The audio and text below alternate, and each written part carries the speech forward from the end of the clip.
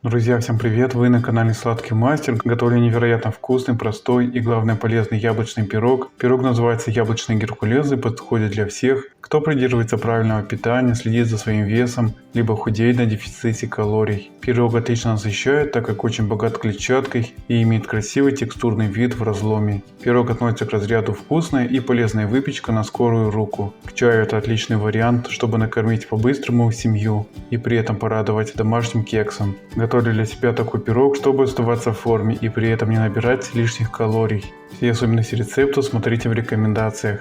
Овсяные хлопья и подсластитель пробиваю в блендере до получения овсяной муки, без крупных фрагментов. В овсяную муку всыпаю разрыхлитель, корицу, соль и ванилин. Перемешиваю, чтобы все ингредиенты распределились в сухой смеси. Добавляю яблочное пюре, и вместо пюре можно использовать яблочный джем или конфитюр. Добавляю яйца, перемешиваю до получения густого овсяного теста. Друзья, буду благодарен, если поставите лайк на это видео. Добавляю растительное масло, перемешиваю, чтобы масло основательно вмешалось в тесто. Всыпаю изюм и окончательно перемешиваю, чтобы изюм равномерно распределился в овсяном тесте.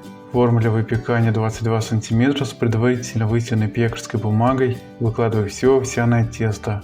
Распределяю тесто по форме силиконовой лопаткой. Убираю форму с тестом в заранее разогретую до 170 градусов духовку на 45 минут. Горячий пирог оставляю на решетке до полного остывания. Яблочный пирог с овсянкой получился очень нежный и ароматный. Он настолько вкусный, что определить его низкокалорийный состав очень сложно. А все, кто его пробует, очень часто просят рецепт. Готовьте полезную выпечку для себя и своих близких. Спасибо за подписку, лайки и комментарии, тем самым вы продвигаете канал.